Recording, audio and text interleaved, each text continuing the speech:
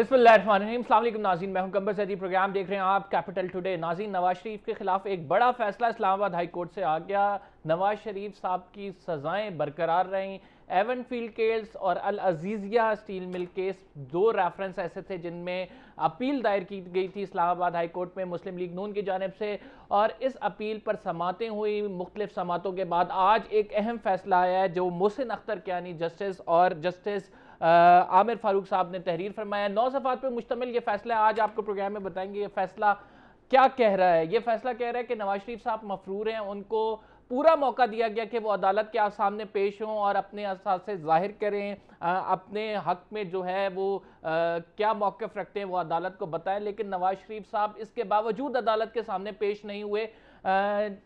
इसके इस चीज़ को सामने रखते हुए अदालत ने यह फैसला किया कि वो उनकी अपीलें जो है वो मुस्तरद करती है, जो 2 अपीलें थी सज़ा के ख़िलाफ़, और नवाज शरीफ साहब को ये हुक्म देती है कि वो अदालत और अथॉरिटीज़ के सामने सरेंडर करें और फिर वो नए सिरे से एक अपील दायर कर सकते हैं जिस पर समाअत हो सकती है और मेरिट पर केस सुना जा सकता है किसी भी time in accordance with law.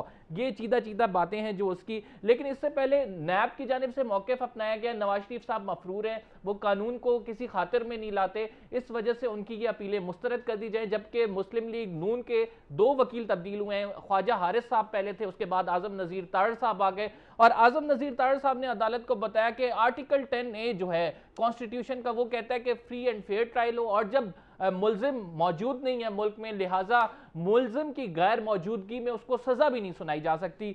लेकिन इसके बाद तवील समातें हुई, हवालाजात दिए गए इस केसेस में।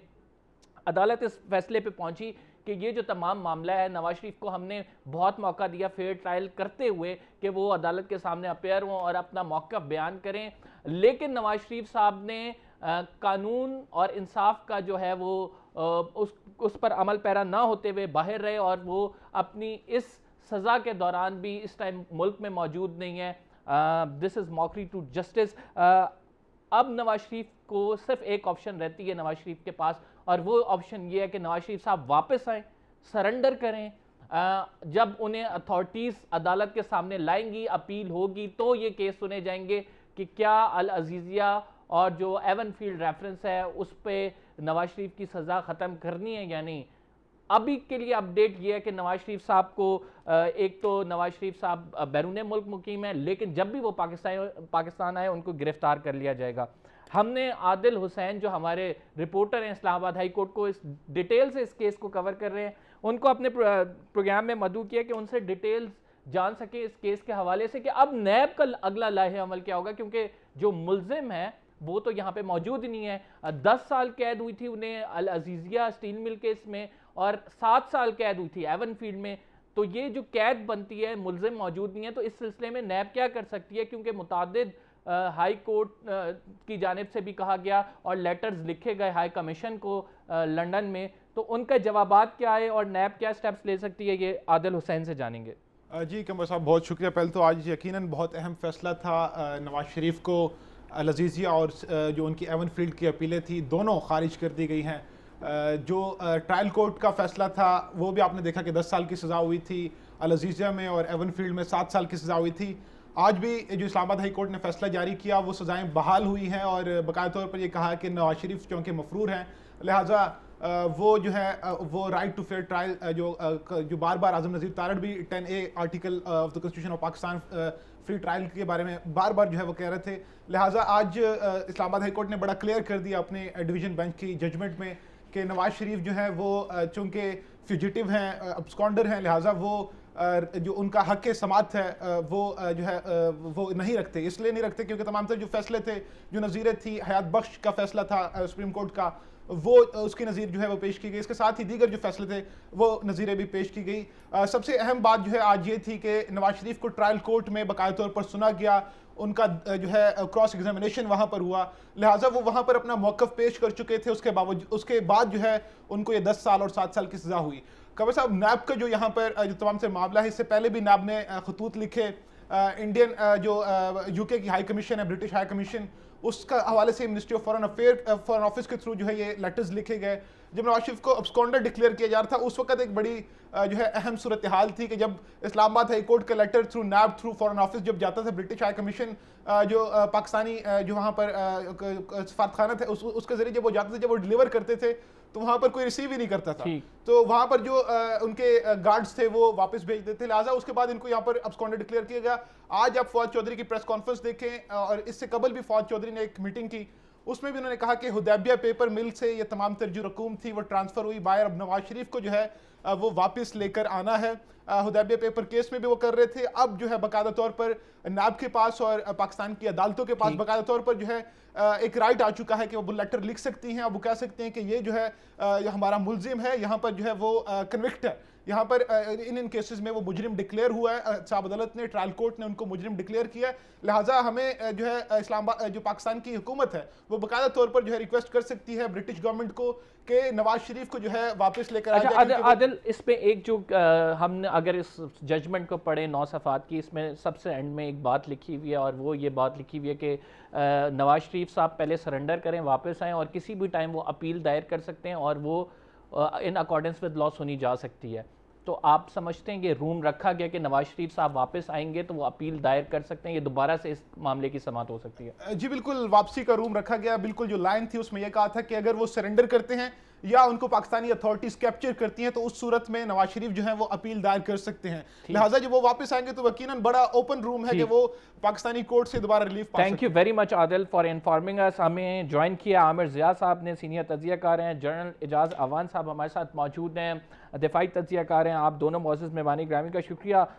स्टार्टिंग फ्राम यू जनरल साहब, आज एक इम्पॉर्टेंट फैसला आया इस्लामाबाद हाई कोर्ट से और जिसके तहत नवाज शरीफ की जो सज़ाएँ हैं वो बरकरार रही हैं। अब 7 साल और 10 साल 2 सज़ाएँ हैं जो अकाउंटेबिलिटी कोर्ट ने दी थी, लेकिन हमारा मुलजिम तो बैरून मुल्क बैठे हैं और मरियम नवाज साहिबा एक स्टेटमेंट देती हैं और वो कहती हैं कि अगर नवाज शरीफ साहब की ज़िंदगी और जान को कोई ख़तरा ना हुआ तो वो आज की फ़्लाइट लेके शाम को हमारे साथ मौजूद होंगे। तो सर ये रियासत क्या ये बार उठा सकती है कि अगर उन्हें कह दे कि कोई ख़तरा नहीं है, आप आके सरेंडर कर दें? देखिए, ये एक बड़ा भोंडा सा मजाक है जो मुल्क के निज़ाम के साथ हो रहा है या अदालती निज़ाम के साथ हो रहा है। जब वो जेल में थे तो उस वक्त ज़मानत हुकूमत वक्त से मांगी जा रही थी कि आप ज़मानत दें कि आपको अगले 48 घंटे कुछ नहीं होगा तो फिर हम उनको मुल्क से बाहर जाने की इजाज़त नहीं देंगे। तो उस वक़्त अदालतें भी उनके अगले 48 घंटे ज़िंदा रहने की शर्त हुकूमत पे लगा रही थी और ज़मानत मांग रही थी, उनकी साहबजादी भी यही फरमा रही थी। और आज जब वो 2 साल मुल्क से बाहर गए हुए हो गए, उन्होंने अपना कोई इलाज नहीं करवाया, किसी हॉस्पिटल में वो नहीं दाखिल हुए, कोई उनका प्रोसीजर नहीं किया गया उनके ऊपर, तो उसके बाद आज वो वतन वापस आने के लिए फिर एक शर्त लगा रहे हैं कि जी अगर ज़मानत दें तो फिर वो कल शाम की फ़्लाइट पे आ जाएंगे। तो एक तो इससे ये बात वाज़े हो गई कि अब वो ज़ेरे इलाज नहीं है। अगर वो ज़मानत पर कल शाम की फ़्लाइट पे आ सकते हैं तो वो मरीज़ नहीं है, वो ज़ेरे इलाज नहीं है, वो एब्सकॉन्ड कर रहे हैं और अदालती निज़ाम से भाग के या मशरूत हाज़िरी चाहते हैं अदालती निज़ाम के आगे। तो इस तरह शर्तों पे तो मोहब्बत नहीं की जा सकती ना। वो एक परवीन शाकिर का बड़ा मशहूर शेर था कि हारूं तो तुझे पाऊं, जीतूं तो पिया तेरी। वो मुल्क जेल में हो तो भी हुकूमत से चाहिए गारंटी, मुल्क से बाहर भाग जाएं तो अदालतों से गारंटी चाहिए। तो ऐसा नहीं होता, वो आएँ अदालतों को फेस करें। तो एक तरफ तो आज के डिसीजन ने अदालतों के वक़ार को बुलंद किया है और दूसरी तरफ मुझे थोड़ा सा खदशा ये है कि अदालत ने जब उनके ऊपर कोई आने की वक्त की कैद नहीं लगाई और एक अनलिमिटेड पीरियड के लिए इस डिसीजन को पेंड कर दिया या इस ट्रायल को पेंड कर दिया है, तो भले वो 2 साल ना आए अदालत में, फिर वो 2 साल बाद आएँ और फिर आके अपील दाखिल कर दें।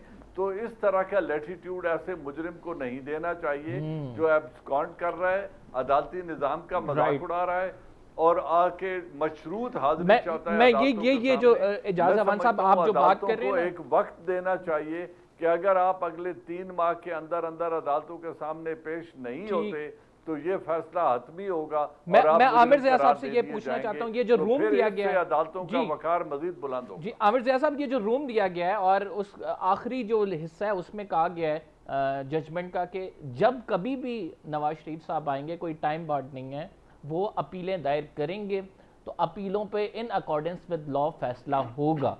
यानी नवाज शरीफ साहब आज से 10 साल बाद आते हैं और आज से 10 साल बाद फिर हाई कोर्ट का दरवाज़ा खटखटाते हैं, नहीं जी अब जो है ना वो मेरी जो सज़ा थी उस पर ज़रा नजर सानी करें, उसको सस्पेंड करें, उसको ख़त्म करें, तो हाई कोर्ट उसी तरह in accordance with law entertain करेगा। How do you interpret it?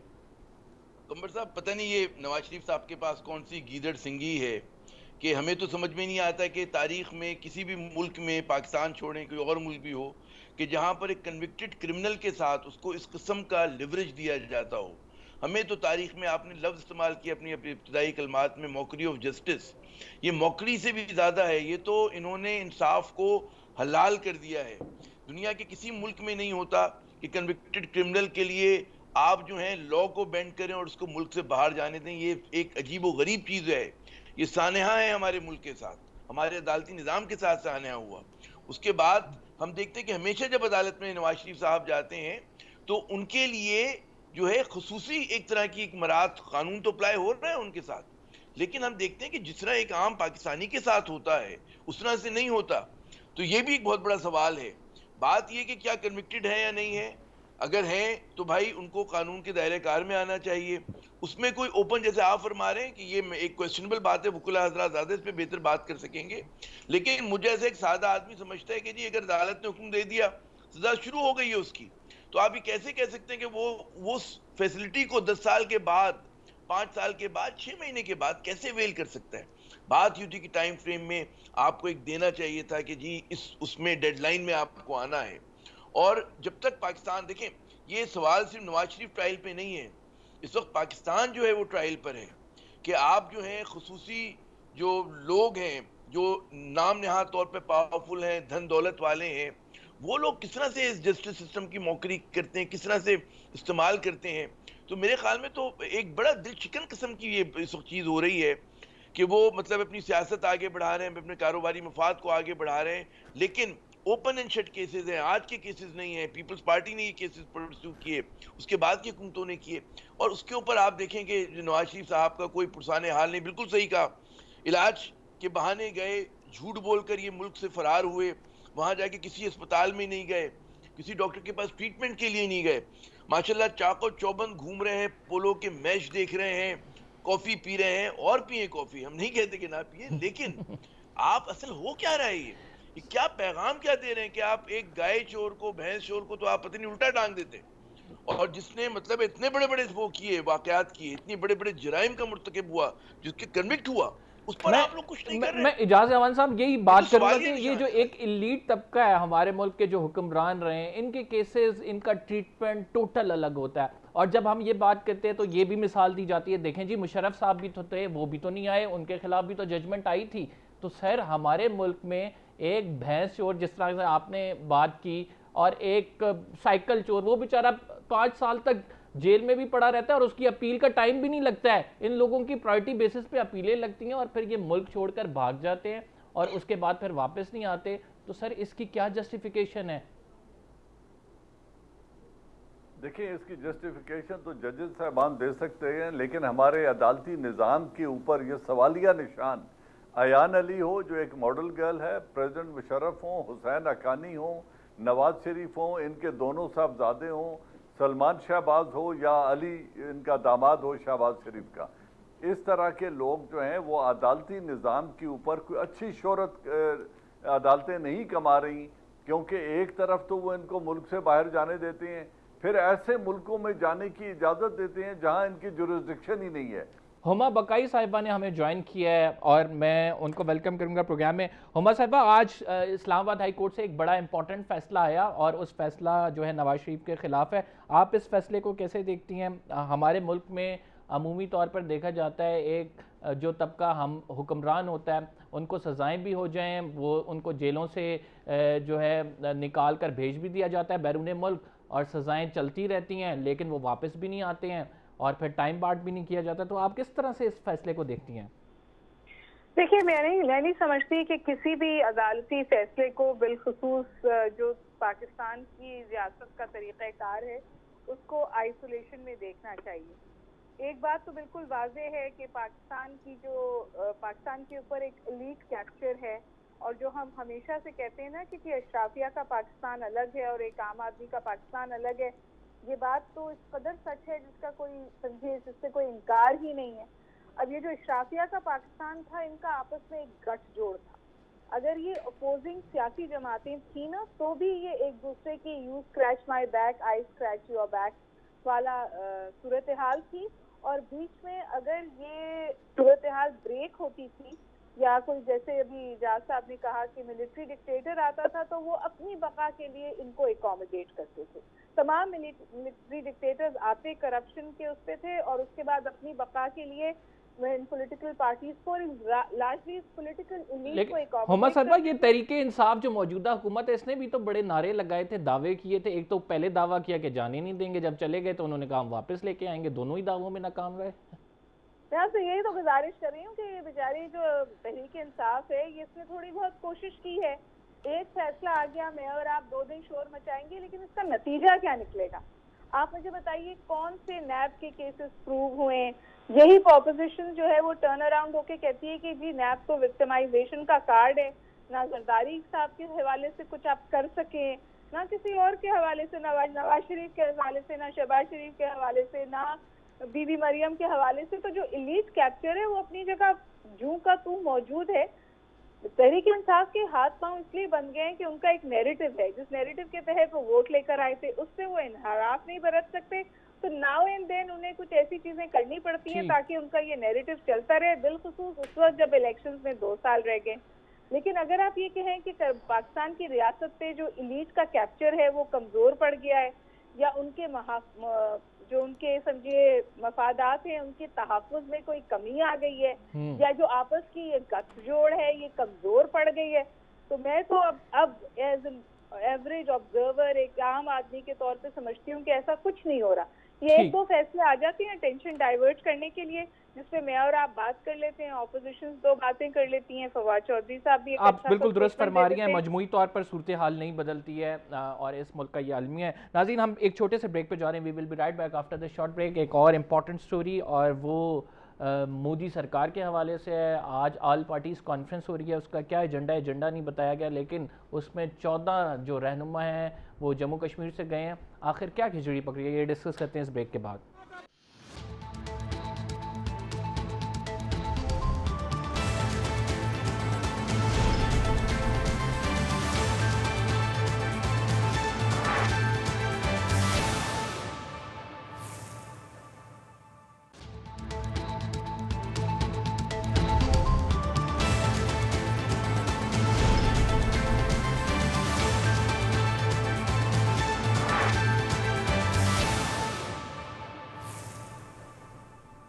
Welcome back नाज़रीन, और अब बात करेंगे कि मोदी सरकार ने ऑल पार्टीज़ कॉन्फ्रेंस क्यों बुलाई। उसका कोई एजेंडा मीडिया तक नहीं आया और लोग बड़े हैरान और परेशान भी थे कि आखिर क्या डिस्कस होने जा रहा है इसमें।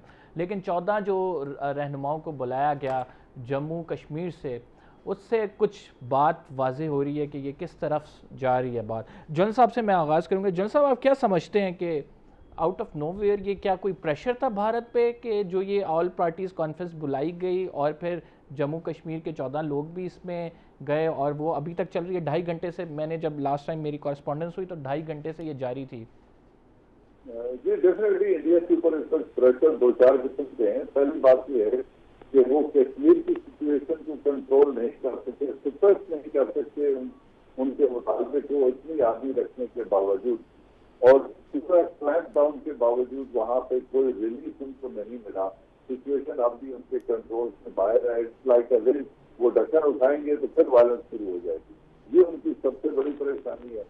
फिर इंटरनेशनल ह्यूमन राइट्स वायलेशन की ऑर्गेनाइजेशन है, जिस तरीके से इंडिया एक्सपोज हो रहा है, ये उन पर एक और प्रेशर है। मुल्क के अंदर आवाजें की तरफ से और जो बेहतर लेवल हेडेड इंडियंस हैं वो भी ये बात महसूस कर रहे हैं कि जो माइनॉरिटीज के साथ ट्रीटमेंट हो रहा है ये जमहूरी हुकूमत का सेवा नहीं है। उन्होंने सेक्युलरिज्म का भाड़ा तो पहले ही छोड़ दिया है। लेकिन उसके बावजूद जो वो माइनॉरिटीज पे जुल्म कर रहे हैं, ये उनके ऊपर अलग प्रेशर है।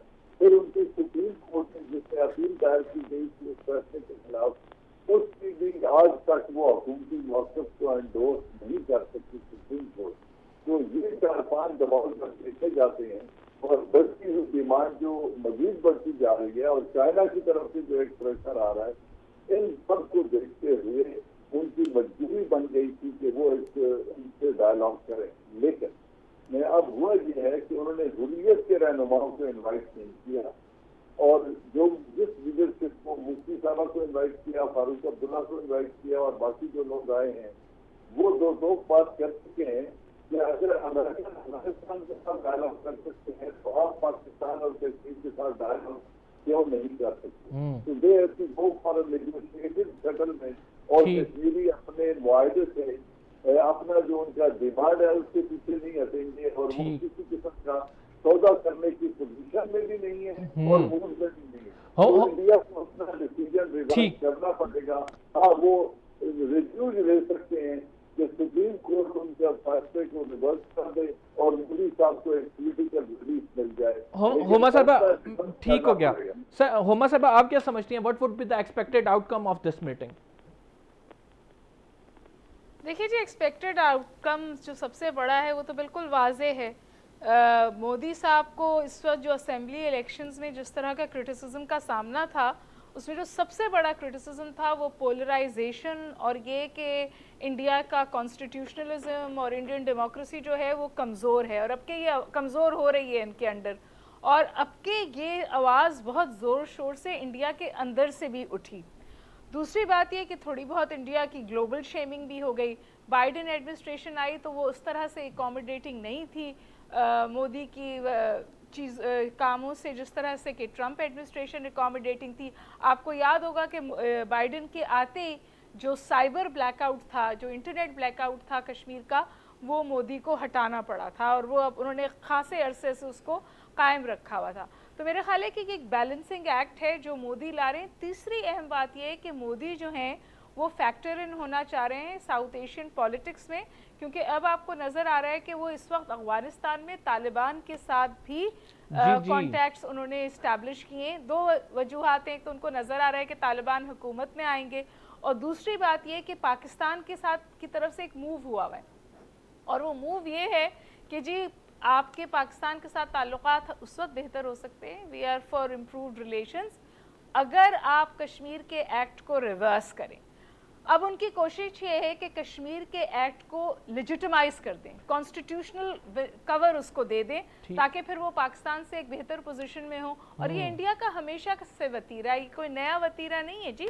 आप देखिए कि वो हम तवातुर के साथ ऑक्यूपाइड कश्मीर में इलेक्शंस कराते थे और ये कहते थे कि जी दुनिया से कहते थे कि आइए देखिए इलेक्शंस में ये लोग पार्टिसिपेट कर रहे हैं तो ये खुशी से इंडिया का हिस्सा हैं। तो मेरे ख्याल है कि उसी की तरफ ये एक कदम है जहां वो अपनी जो ये इन्होंने एक्ट किया है, ये चोर दरवाजे से किया था, गवर्नर के थ्रू इसको करवाया था उन्होंने लोकसभा एक्ट ऑफ पार्लियामेंट के जरिए। बिल्कुल बिल्कुल कॉन्स्टिट्यूशनल कवर देना चाहते हैं। आमिर साहब आप क्या समझते हैं कि पावर कॉरिडोर से ये बात सामने आ रही थी, जो मीटिंग्स हुई कि जो हो सकता है कि रिवर्सल हो जाए ये 5 अगस्त वाला जो मामला है और they are looking forward to it. अब जब ये मीटिंग्स भी हो रही हैं, अगर 5 अगस्त वाले मामले पर रिवर्सल होता है, do you think it would be the victory? हमारी किसी ना किसी हद पे एक्नॉलेजमेंट है, हमारा इंटरनेशनल प्रेशर या हमारी लॉबिंग कुछ ना कुछ काम आई है? देखिए ये मफरूज़ा है कि 5 अगस्त का जो वो है रिवर्ट हो जाएगा। मेरा जो मैं समझता हूँ कि कमिट हिंदू इंतहा पसंदी की गलबे की, उसमें वो उस किस्म का किसी तरह का लीवे नहीं देगा।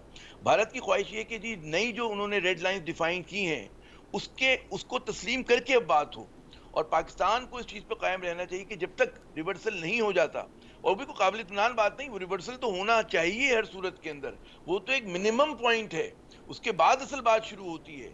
तो अगर वो कहें कि जी हमने ये कंसेशन दे दिया आपको, तो ये कोई बहुत बड़ा कंसेशन नहीं होगा उनके लिए।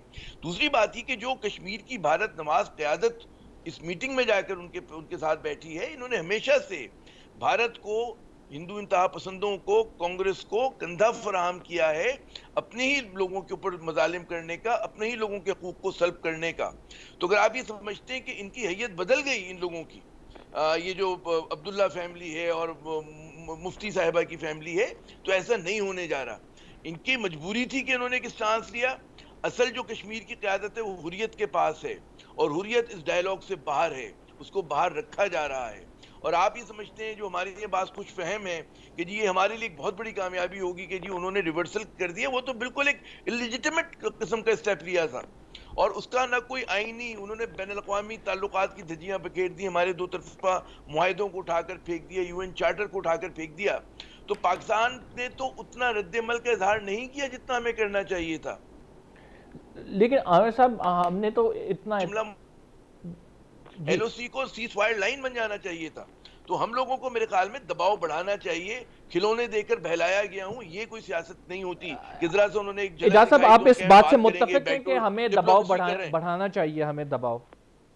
ये डेफिनेटली कोई दो राय नहीं है, क्योंकि हम एक तो स्टेक होल्डर्स हैं, दूसरा इंडिया ने नेशनल जो यूनाइटेड नेशन प्रोविजन है, जो रेजोल्यूशन है, उनको वायलेट किया। तो इंडियन कॉन्स्टिट्यूशन में अमेंडमेंट करके वो यूएन रेजोल्यूशन को अंडरमाइन नहीं कर सकते, न पाकिस्तान को रिलेवेंट कर सकते हैं, न कश्मीर की पॉपुलेशन की मर्जी के खिलाफ वो जो कानून साजी कर सकते हैं।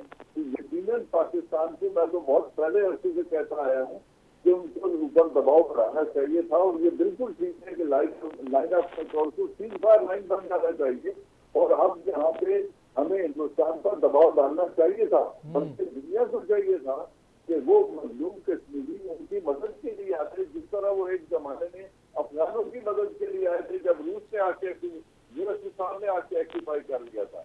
अब उनकी हालत यही है कि हिंदुस्तान में जाके उनकी शनाख्त छीन ली, उनका कौमी तराना, उनका झंडा, उनका सपोर्ट, उनका स्टेटस जब तक छीन कर उन्हें यूनियन टेरिटरी में पर फोर्स शामिल कर लिया और फौज पे ही कर दी।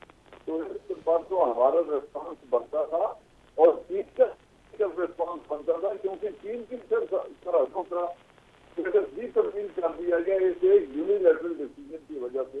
तो इंडिया इतना ताकतवर कैसे हो गया कि वो चाइना को और पाकिस्तान को और यूनाइटेड नेशन को जबकर नजरअंदाज करके अपने दिल को कश्मीर के लोगों के ऊपर थोप दे। और जिया भाई ने बिल्कुल दुरुस्त बात की है कि ये विजनलिस्ट तो वो है जिन्होंने अपने लोगों की एस्पिरेशन को इंडिया के आगे देख दिया था और हुकूमत करती रही अब्दुल्ला फैमिली और मुफ्ती साहब, और अब भी इंडिया चाहता है कि इन लीडरशिप को डिवाइड करे और डिवाइड करके इनसे अपनी मर्जी की स्टेटमेंट ले और इररिलेवेंट करते हुर्रियत को, जो मैं नहीं समझता कि ऐसा होने जा रहा है, क्योंकि इनकी रिलेवेंस भी तब बनेगी जब कश्मीर का स्टेटस बहाल होगा और 5 अगस्त के एक्शन का रिवर्सल होगा। ठीक नाज़रीन, हमने एक छोटे से ब्रेक पे जाना है। We will be right back after this short break, और फिर गुफ्तगू के सिलसिले को जारी रखेंगे।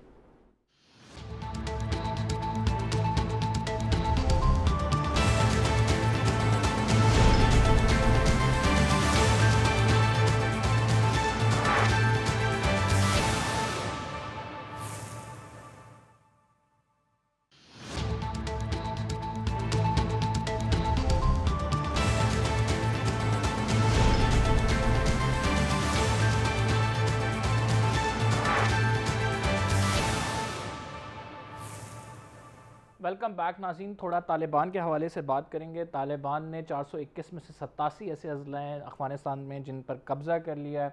आइंदा आने वाले हालात क्या जो है खाना जंगी का पेश खैमा, अभी जो मामलात हो रहे हैं वो हैं, इस पे बात करेंगे हुमा बकाई साहिबा से। हुमा साहिबा, इस पर तो रूस से भी बयान आ रहे हैं कि आइंदा आने वाले हालात अफ़गानिस्तान में कुछ मज़ीद अच्छे दिखाई नहीं दे रहे, और अगर हम बर्ड आई व्यू लें इस पिक्चर का जो कि अभी बनी हुई है, क्या आप समझती हैं इसका असर पाकिस्तान तक आ सकता है? सबसे ज़्यादा असर इसका पाकिस्तान पे होगा, और इसीलिए आपने देखा कि पाकिस्तान इसके लिए किसी हद तक कुछ तैयारी में भी था, क्योंकि तकरीबन वॉर फुटिंग पे हमने फेंसिंग को कंप्लीट किया है और उसको तकमील तक पहुंचाना चाहते हैं। लेकिन ये तो एक स्टॉप गैप अरेंजमेंट है ना। अगर वहाँ खाना जंगी होती है और वहाँ ऑलरेडी इंटरनल डिस्प्लेसमेंट शुरू हो गई है।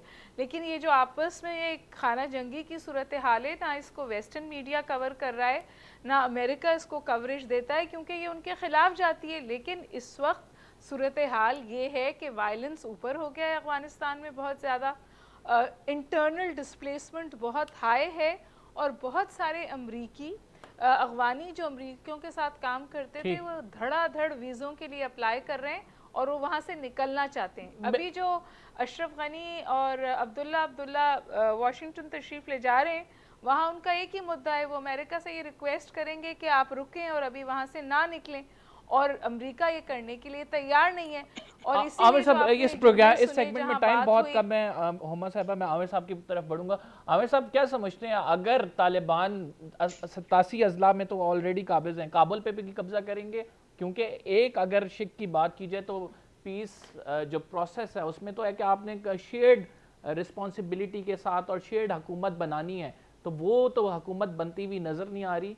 तो ये मामलात किस तरफ जाएंगे? क्या ये अब्दुल्ला और अशरफ गनी साहब ये भाग जाएंगे अफगानिस्तान से, या फिर ये डट के मुकाबला करेंगे? देखिए, अफगानिस्तान की जो तारीख है सोवियत यूनियन से लेकर आज तक, उसमें हमेशा ये हुआ कि जो लोग जिन्होंने बैरूनी लोगों का साथ दिया है उनकी अवाम में जड़ें नहीं हैं। हमें कहते हैं अफगान तालिबान से आप मुतासिर हों, उनके खिलाफ हों, एक बात है कि वो अपने लोगों की जेन्युइन फोर्स है।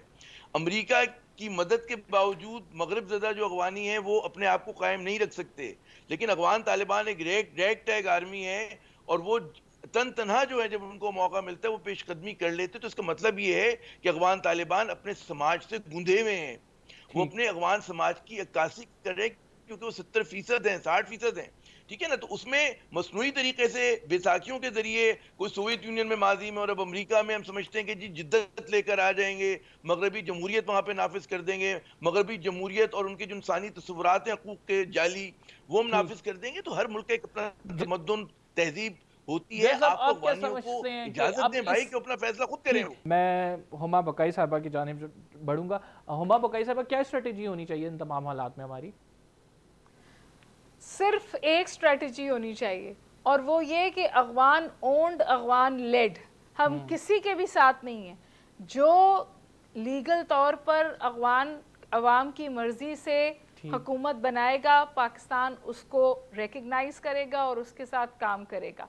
ना हम साइड्स लेंगे, हम सिर्फ इस हद तक अफगान पीस प्रोसेस का हिस्सा हैं जहां हम अफगान तालिबान को टॉकिंग टेबल तक लाएं। इसके बियॉन्ड हमें अपना इन्फ्लुएंस को ओवरप्ले भी नहीं करना चाहिए। हम अपना इन्फ्लुएंस ओवरप्ले नहीं कर सकते, और इसी वजह से वज़ीर आज़म इमरान खान की वाज़ेह स्टेटमेंट है कि अगर हमारी सरजमीन से अफ़गानिस्तान पे आप हमले की बात कर रहे हैं तो एब्सोल्युटली नॉट। ये वो बयान था खान साहब का जिस पे अभी तक क्या असर है, यहाँ बहस जारी है। प्रोग्राम का टाइम ख़त्म हो गया है। मैं तीनों मौजूद मेहमान ग्रामी का बहुत शुक्रिया अदा करता हूँ कि उन्होंने अपना वक्त दिया। कंबर ज़ैदी को इजाज़त दीजिए, इंशाल्लाह कल आपसे मुलाकात होगी। फ़िलहाल के लिए इतना ही, अल्लाह हाफ़िज़।